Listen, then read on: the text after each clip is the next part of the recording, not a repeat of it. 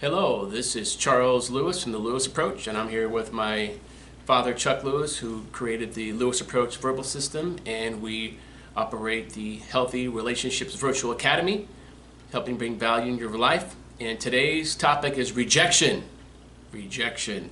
Nobody likes getting it. And we're going to take you to a movie scene that helps exemplify that. We're going to talk about this movie, we're going to show you the clip, and then we're going to talk about what was going on in that situation, why were two people that ultimately, presumably, ended up getting married in this movie, and why was there rejection, and what was going on, and what can either one of you do if you're the rejector or the rejectee, what you can do to help make your life a lot better in that situation. So let me go tell you about the story real quick, and you'll saw the clip. So this is the movie The Officer and Gentleman, 1982, with Richard Gere, who was Zach Mayo, and he was talking with Deborah Winger, who was Paula Prokifsky, I think it was, in the movie. And what happened was, so the two guys, Zach Mayo and Sid Worley, I think it was, were in the movie, and they go through the program, and then Sid connects with this lady, and she said she was pregnant, but she wasn't pregnant, but he had dropped out thinking she was, and she says, I don't want to marry you because I wanted to marry a naval aviator, and he ended up going to a hotel room and hanging himself, and killed himself. And so what happened was, when Zach Mayo found out about that, he was at a beach area somewhere, and so Paula came up to him and she says, I love you since the first day I met you. And he goes, and then she kind of held his face, endearingly. And he took her hands off gently and said, no, I can't have anybody love me. And he ran off. And then, of course, a couple days later, he walks in with his white Navy suit as a graduate, as a naval aviator going into the field, and carries her off into the sunset type thing. And so what we're talking about is, why did he reject her? What was going on with that? Right back into business. That's not fair. I never lied to you. I never did what Lynette's doing. I'm not Lynette. No. I love you. I've loved you since I met you. Don't you understand? No! I don't want you to love me. I don't want anyone to love me. I just want out. So Chuck, you want to tell us, why was he somebody that he loved and loved him, and they had the relationship going? When there was a crisis came up like that, why did he say reject her and then go away and then come back later? What was going on with that? Well, in the first place, his friend who hung himself, they were very close, and he really cared about his friend. And so when he hung himself, he was very despondent. He was very upset by that. And what I would say that is that he was in his old brain. That's where all the stress comes from in your life. Whenever you have stress or feel bad or whatever, it comes to the old brain, which is called adrenaline, the fight or flight hormone. Now keep that in mind, the fight and flight hormone. So after the death of his friend, his girlfriend came up, and she was being very affectionate and telling him that, but he was still in the old brain.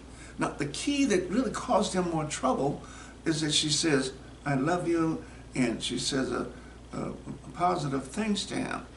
Well, when you say positive things to a person when they're in an adrenaline fight or flight mode, they're going to need to fight because they can't get close to you. And so that's why he took off. And so what they could have done instead of what she did is what he could have done when she got closer and closer, he could say, let me have some space and I'm going to walk away. And then that would have worked out for him. But what she could tell him, instead of saying, I love you and all this stuff, which is like imposing on him, pushing it on him, indirectly having him say he loves her. But he couldn't do that then. So what she could have said is, tell me that you love me. You don't hit the adrenaline then, the fight or flight. You hit the person's loving things and they get the message that you love them when you say, tell me that you love me. Tell me that you care for me. That would have caused him another reaction to get outside of the adrenaline area. Now that's something for you to understand because that happens to us all. I know that was a movie, but that's the way it goes. That movie was dictating or pointing out what happens in real life. And so that's kind of why that went that way. Okay. So let's actually put that into something that maybe be more realistic to somebody, because that could happen. Let's assume that you have a new car, a new Lexus, a Toyota, or whatever car you have, and you're driving home, you've had it a month or two, and all of a sudden you get in a car accident. You're safe, but your car is totaled. and you come home to your spouse, your husband or wife, depending on what the situation is, and they trying to want to reassure you and you just you feel like Richard Gere felt in the movie or Zach Mayo in the movie. What would you do then? What do you say when your spouse or significant other is coming up to you after your car's been totaled to not reject your spouse? Because then her feelings are going to be hurt. They're trying to help you. What should you say in that case? Well, what she could have said in that scenario you gave is, I understand what you just told me. You don't want to say I understand your experience because you're not in it. But you can say I understand what you told me. Explain that to me. Tell me more about it. See, and you use certain words. Tell me all about it. Because it sounds like when you do that you are interested in seeing what they had to say. And when you say, except I heard what you said, it's not like you're imposing anything from you on them. It's really all bland, but it hits the positive hormone in the body. So that whole process of hitting the positive hormones in the body. Okay. So that's what to do is if you were the driver of the car and your car was totaled or whatever, and as opposed to rejecting your spouse who's trying to show support, you would do what you just said there. No, the wife would say that to him. Oh, the wife would say that? Yeah, the wife would say that to him. Okay. So what he would do when she says, I understand what you told me, he realizes there's a connection there. And when you say, tell me more about it, it's like you're interested in what he has to say. And so it's all open field where he can be comfortable to say anything. Now he could say, well, I don't want to talk about it. Then you want to do what we call, it's kind of like a part of a 3 times rule. You say, well, I understand that.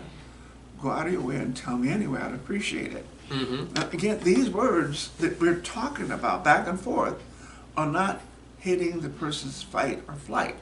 Because he says, well, I know what you're going through. You say, you don't know what I'm going through. You weren't there. See, and they respond to that in a different way.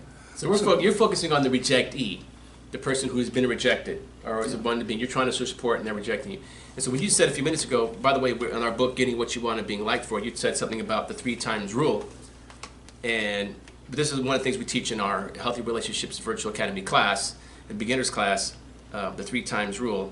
And it's right here on page 296. I'll read it real quick. It says, tell what you want others to do for you up to 3 separate times. And this is the gospel according to Chuck Lewis here. And I want to make, the reason I read it from the book is, we coach this all the time, but I want to make sure you get the precise definition because this is a 300-page book. There's a lot of different, there's over 28 concepts. I want to make sure you get the exact one for these. So we want precision. That's why you go back to the book. Do as I do, right, when I'm reading. You direct your issue towards the person to ensure their attention that they're hearing you. Now, the first time you tell them they may be dwelling on their own thoughts and not hearing you, well, of course, your car just got totaled, right? And the words are not registering in their brain, so that makes sense. The second time, the 3 times rule, they may only hear part of what you said. Okay, so starting to get through, they're starting to hear your voice, even though their mind's in the other place. The third time, and here you might start by saying their first name, you'll have the person's full attention. They have heard your message, and it's registered in their brain. The 3 times rule helps the person do what you want them to do. So that was what you were talking about a few seconds ago, the 3 times rule out of the book here. Yeah, and you know what else it does when you do the 3 times rule? Even if they don't want to repeat it, I don't want to do that in this. They're using up the adrenaline or the anger inside them when they do that, opposed to not saying anything at all, which is also a fight or flight. But it's better that they are telling you something because they're relieving themselves and getting rid of the adrenaline, the anger part, the fight or flight part. Awesome. Well, that was good. That was good. So now you know if you're ever in a situation where you're being rejected, you can follow the 3 times rule. And also, you might want to take a look at our Healthy Relationships Virtual Academy, where we teach the Lewis Approach Verbal System that this gentleman right here created. You can go to our website at www.lewisapproach.com and take one of our classes and maybe take a subscription for what we have for things we offer every month, little tips and things you can learn to help make your life better. So take a look at our video, like and subscribe us on YouTube, and be sure to tell and share our video with friends so they can get the value as well.